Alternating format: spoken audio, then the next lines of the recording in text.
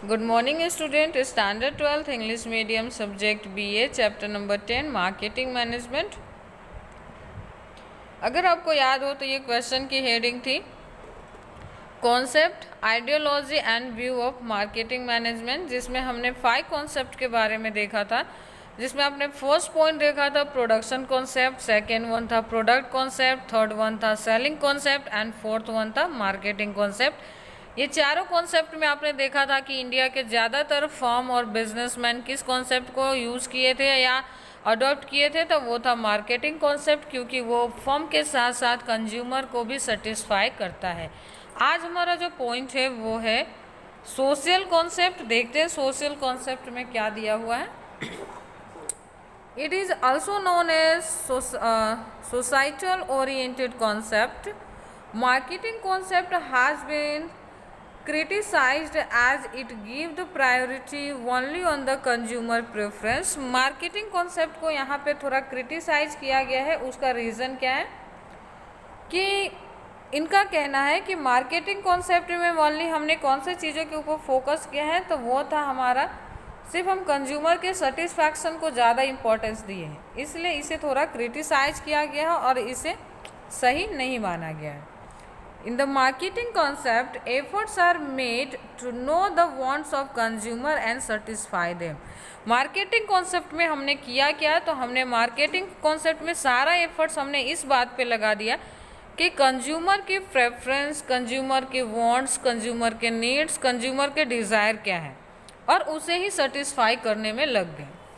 But due to that in the long run interest of consumer, society and country were at a risk. और इस चीज़ को अगर हम long term तक अगर अडॉप्ट करते हैं तो वो तो हमारे लिए भी नुकसान है, साथ में कंज्यूमर के भी इंटरेस्ट चेंज हो जाएंगे, सोसाइटी को नुकसान होगा और साथ में कंट्री के लिए रिस्क क्रिएट हो जाएंगे। क्योंकि अगर आप सिर्फ कंज्यूमर को सेटिस्फाई करने पे लगे हो, मतलब कि आपने कंट्री के बारे में, सोसाइटी के अदर पर्सन्स के बारे में बिल्कुल भी नहीं सोचा है, जिससे क्या होगा कि कहीं ना कहीं रिस्क क्रिएट हो जाएंगे। Along with that there is a wastage of resources also. जब हम मार्केट रिसर्च करते हैं, टाइम टू टाइम ये जानने की कोशिश में लगे रहते हैं कि कंज्यूमर क्या चाहते हैं हमसे, हमें कंज्यूमर के डिज़ायर को सेटिस्फाई करना है, तो उसमें रिसोर्सेस भी बहुत ज़्यादा वेस्ट होते हैं। According to this concept, marketing management should be done in a such a way that consumers' wants are fulfilled and at the same time it create least harm to the environment। Marketing concept का जो limitations है उसको दूर करके social concept में ये कहा गया है कि हमें मार्केटिंग मैनेजमेंट इस तरह से करना चाहिए कि कंज्यूमर के नीड्स तो फुलफिल हो ही, साथ में हमारे जो बिजनेस इन्वायरमेंट है, हमारा जो इन्वायरमेंट है जिसके आसपास हम रहते हैं, उसको कम से कम हार्म यानी कम से कम नुकसान पहुँचे। Okay, that is the reason why number of firm have reduce the use of plastic in a packing and reduce air pollution through the control of emissions from the industrial units. इसीलिए आज number of units यानी बहुत सारे units ऐसे हैं जो कि packing में जो प्लास्टिक्स यूज़ करते थे पहले, उसको पूरी तरह से उन्होंने हटा दिया है और उसके जगह पे पेपर बैग्स की जो पैकिंग्स होते हैं उसे ज़्यादा वो लोग प्रेफर करते हैं। सेकेंड थिंग कि जो आपने देखा था कि इंडस्ट्री से जो निकलने वाले जो धुएँ होते थे, जो वेस्टेज होते थे, जो वेस्टेज वाटर्स होते थे जो कि रिवर्स को पॉल्यूट करने का काम करते थे, उनका भी जो परसेंटेज था उसको उन्होंने थोड़ा रिड्यूस किया है। पूरी तरह से हम ऐसा तो नहीं कह सकते कि कम कर दिया गया, लेकिन हाँ पहले के कंपैरिजन में उन्होंने इस वेस्टेज कम से कम पॉल्यूशन फैले इस पे उन्होंने फोकस करी है। नेक्स्ट बात हम करते हैं, there is a spread of an ideology where the ready to eat food is available but at the same time it should not be harmful to the health. हमें मार्केटिंग मैनेजमेंट इस तरह से करना चाहिए कि कंज्यूमर उन चीज़ों को यूज़ करने के ऊपर ज़्यादा ध्यान दे जो मार्केट में अवेलेबल है, उन फूड को खाने के ऊपर ज़्यादा ध्यान दे जो मार्केट में ईजिली अवेलेबल है। हाँ, लेकिन उसी टाइम पे आपको ये भी ध्यान रखना है कि जो फूड अवेलेबल है, जो हम उन्हें खाने के लिए कह रहे हैं, उनसे उनको हेल्थ को किसी तरह का नुकसान ना पहुँचे, उन्हें किसी तरह का हार्म ना पहुँचे। And it should be pure and healthy. वो जो फूड अवेलेबल है मार्केट में, जो हम चाहते हैं कि कंज्यूमर यूटिलाइज करे, तो हमें ये भी ध्यान रखना है कि उन्हें वो हेल्दी होना चाहिए, प्योर होना चाहिए, उसमें किसी भी तरह का कोई केमिकल्स नहीं होने चाहिए, और सेकेंड थिंग कि वो किसी भी तरह से अनहेल्दी नहीं होना चाहिए। To control the consumption of junk food, some state have impose fat tax to.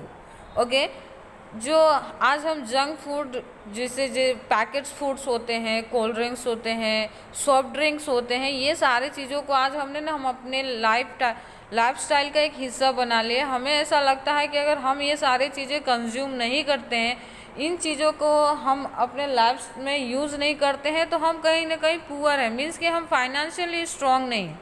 अगर हम पिज़्ज़ा खाने नहीं जाते, बर्गर नहीं खाते, तो इसका मतलब ये होता है कि हम पैसे वाले नहीं हैं, या फिर हम ये चीज़ें अफोर्ड नहीं कर पाते। लेकिन हम कहीं ये नहीं सोचते कि ये जितने भी जंक फूड है वो कहीं ना कहीं आप कुछ महीने यूज कर सकते हो, उसके बाद आपके हेल्थ पे इतना ज़्यादा ख़राब असर होता है ना, जिसको आप डायरेक्टली ना हॉस्पिटल जाके सॉल्व कर पाते हो।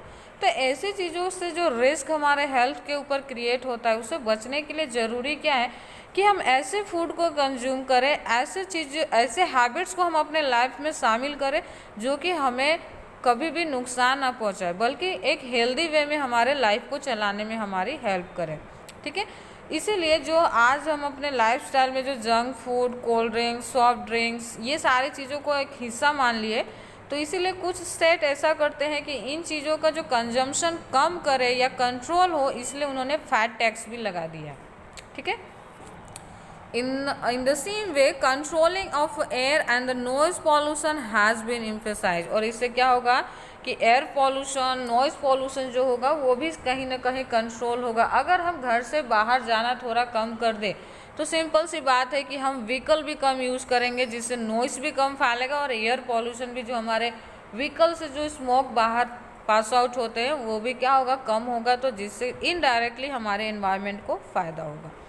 तो ये था हमारा सोशल कॉन्सेप्ट, जो कि इसमें हमने सभी चीज़ों के बारे में देखा कि हमें सबसे पहले कंज्यूमर को इस बात के लिए कंसर्न करना है, इस बात के लिए उन्हें रेडी करना है कि वो जो अवेलेबल फूड है उसे कंज्यूम करें। लेकिन हाँ, सेकेंड थिंग हमें ये भी ध्यान रखना है कि वो फूड उन्हें किसी तरह से नुकसान न पहुँचाए। यहाँ पे हमने सेकेंड थिंग देखा था कि हमें इस तरह के इंडस्ट्रीज़ में इस तरह के पैकिंग्स यूज़ करने चाहिए, इस तरह से हमें हमारा प्रोडक्शन करना चाहिए जिससे एनवायरनमेंट को कम से कम नुकसान हो।